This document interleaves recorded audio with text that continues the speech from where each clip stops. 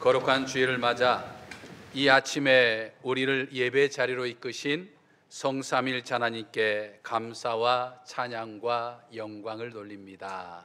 아멘.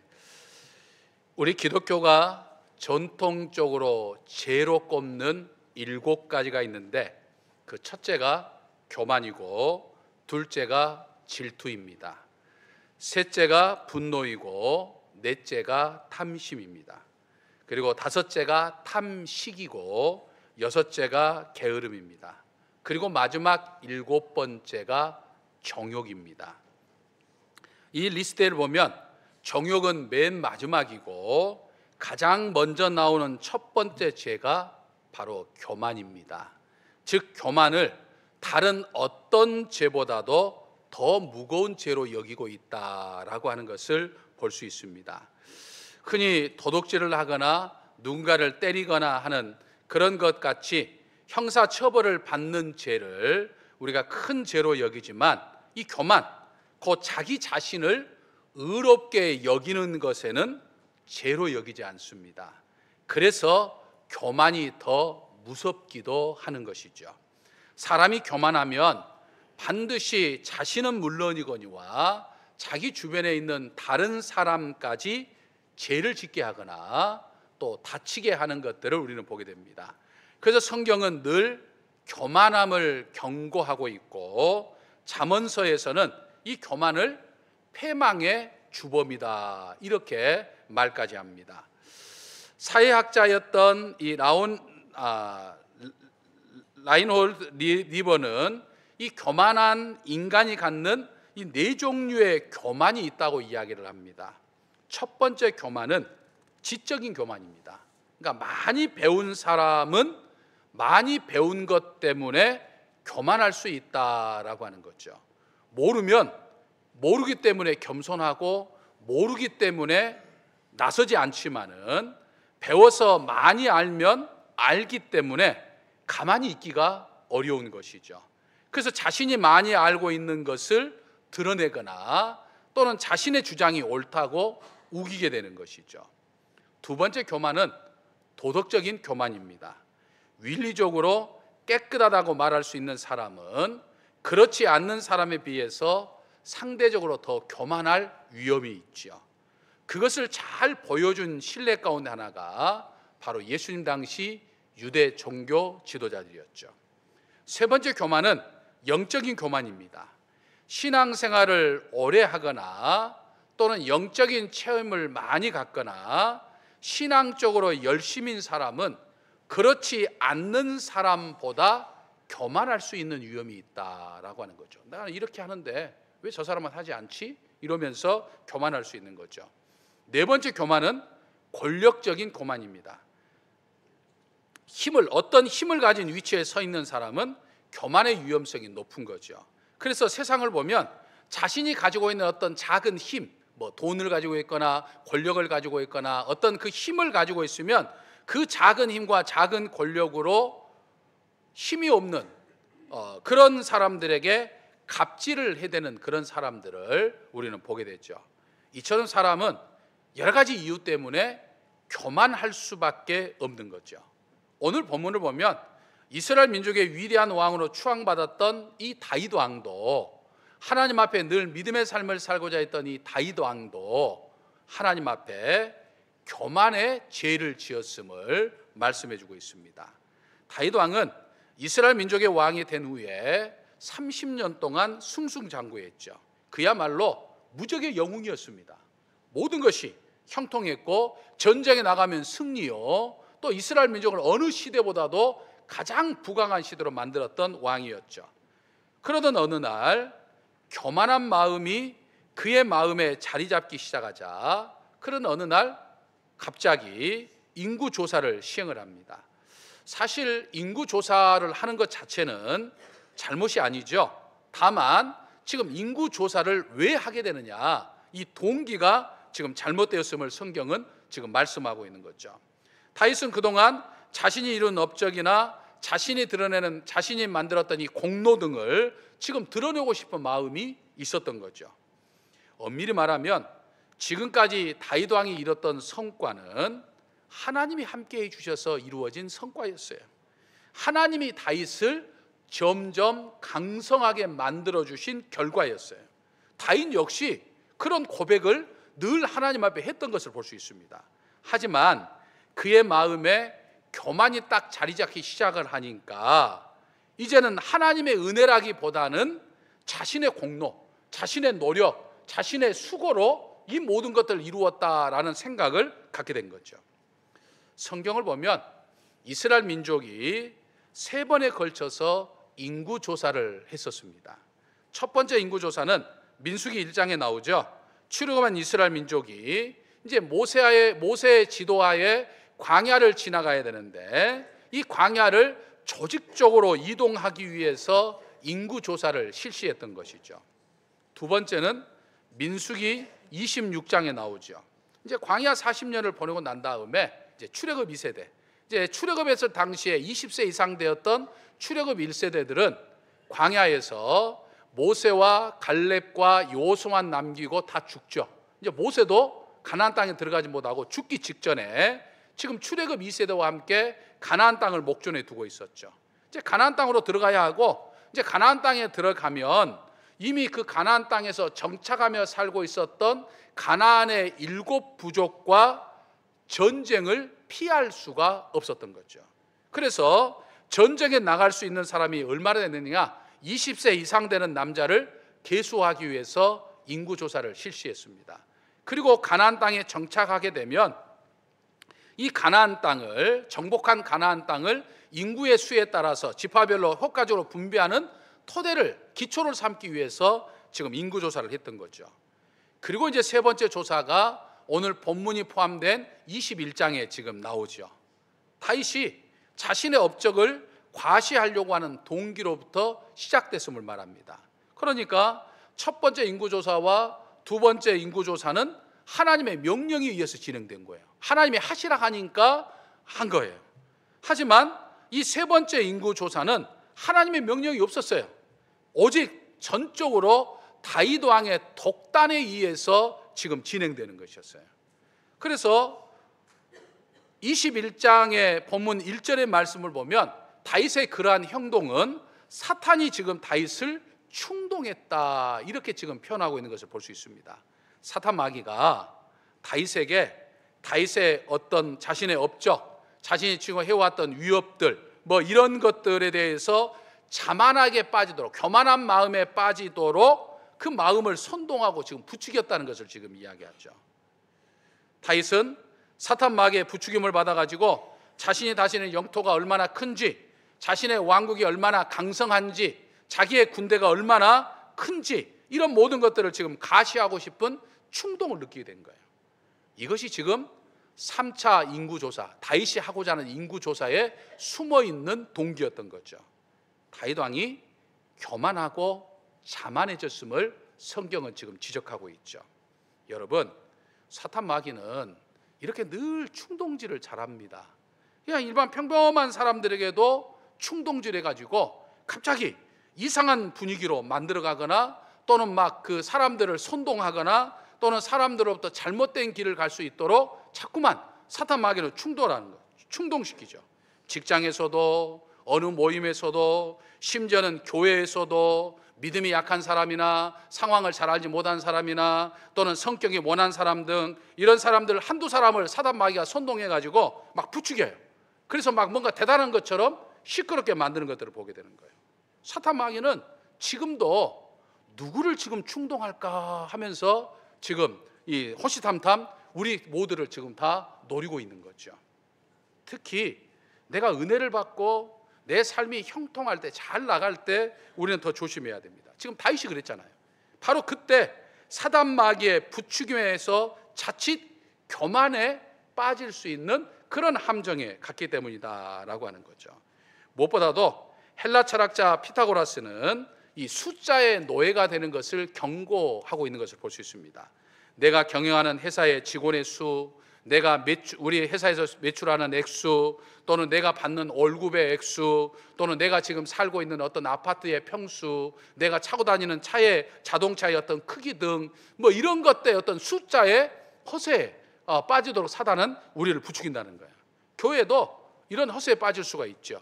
뭐 교회당의 크기, 또 교인의 숫자, 교회 일련의 예산 등 이런 것들로 교만해질 수 있는 그런 어떤 상태랍니다. 다윗이 바로 그러한 어떤 그 교만에 빠지게 됐던 거죠.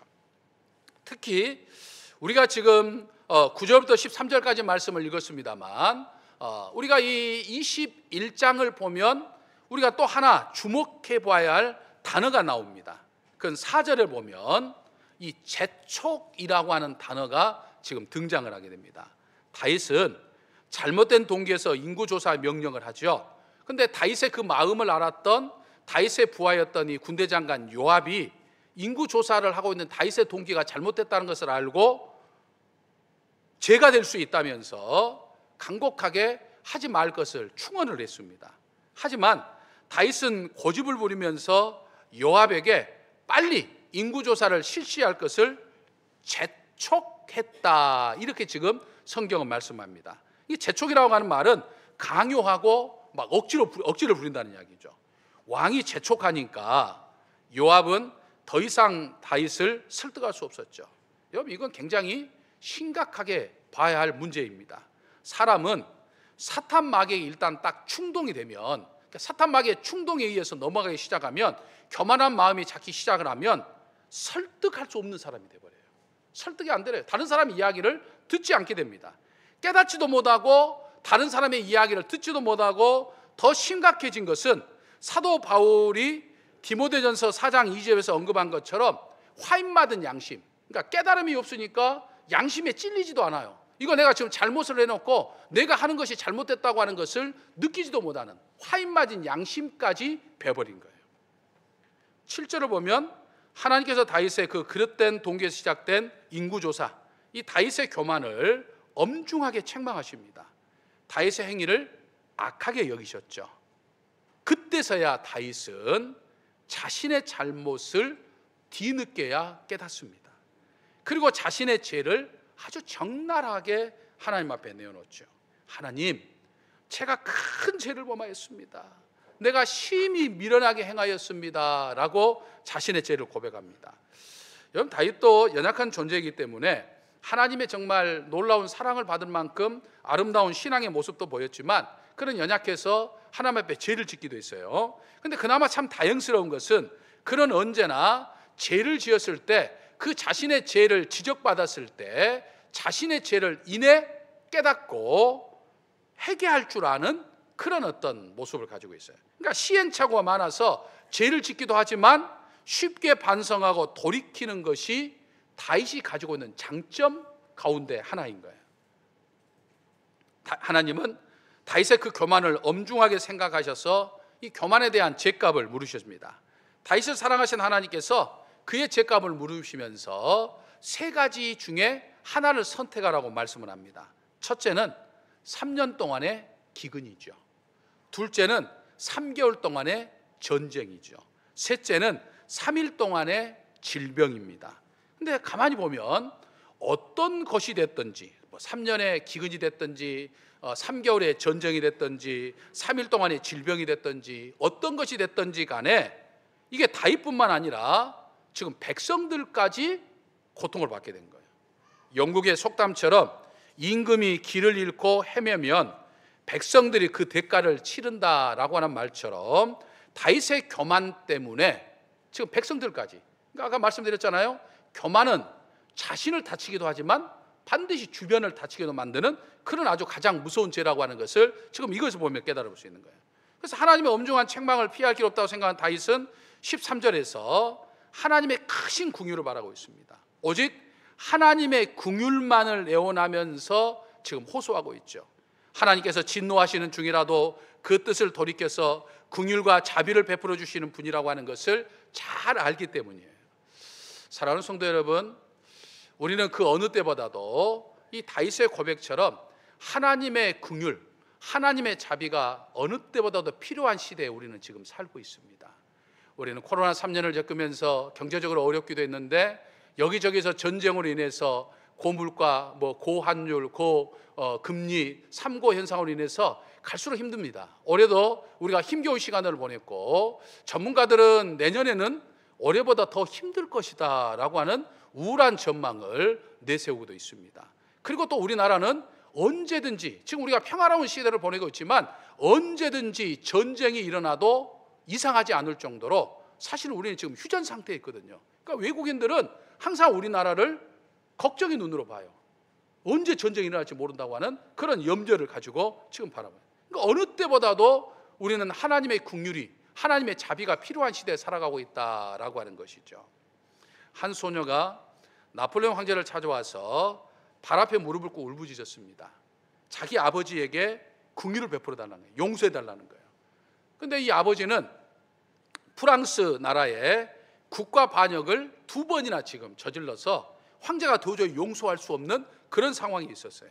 그래서 황제가 용서할 수 없다고 이야기하니까 그 소녀가 그렇게 이야기합니다. 폐하, 저희 아버지가 2번의 죄를 지어서 용서받을 수 없다고 하는 것을 잘 압니다. 그렇기 때문에 저는 오늘 폐하에게 나와서 정의를 원하는 것이 아니라 폐하의 긍휼을 원합니다. 그렇게 이야기를 한 거죠. 나폴레옹 황제가 그 이야기를 듣고 잠시 갈등을 하다가 소녀의 손을 잡고 이렇게 말했다고 합니다. 그래 얘야, 내가 너를 위해서 내 아버지에게 긍휼을 베풀어 석방시켜주마. 이렇게 이야기했다는 거예요.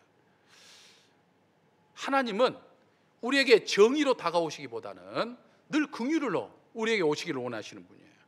성경을 보면 긍휼이라는 말이 500번 이상 반복되어 있죠.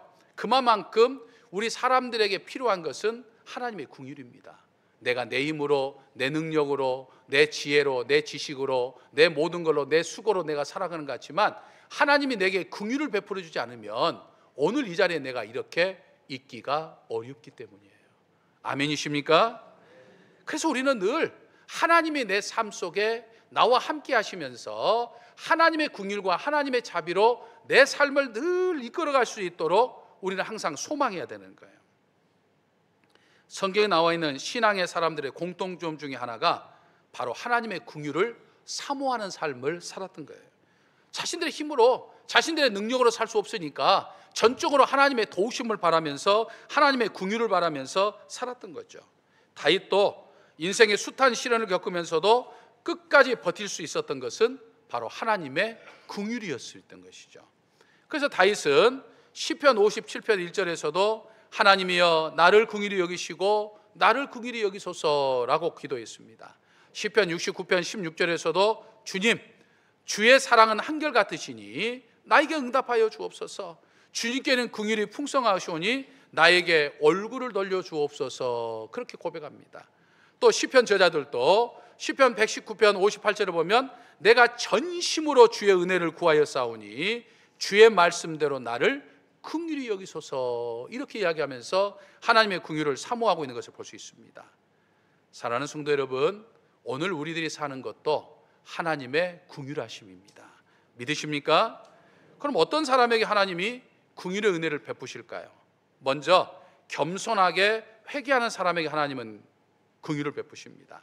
이미 언급한 대로 다윗은 자신의 어리석은 교만과 고집스러운 실책을 겸허하게 회개했습니다. 그래서 내가 큰 죄를 범하였습니다, 내가 심히 미련하게 행하였습니다 라고 고백하면서 회개했죠. 다윗은 실수도 빨랐지만 회개도 빨랐어요. 여러분, 여기에 신앙의 사람들과 비신앙적인 사람들의 차이점이 여기에 있는 거예요. 지금 사울과 다윗의 차이점도 바로 여기에 있습니다. 사울과 다윗도 죄를 범한 모양은 다르지만 똑같이 하나님 앞에 죄를 지었어요. 똑같이 하나님 앞에 죄인으로 섰어요. 그런데 근본적인 차이점이 있었죠. 그것은 바로 회개의 유무에 있었던 거죠. 사울은 죄를 지었을 때 회개하지 않아서 망했고 다윗은 죄를 지었을 때 회개함으로 회복했습니다. 가룟 유다와 베드로도 마찬가지 아닙니까? 가룟 유다는 후회는 했지만 회개하지 않아서 비참한 죽음을 맞이했고 베드로는 회개함으로 인해서 회복되었던 것을 볼 수 있습니다.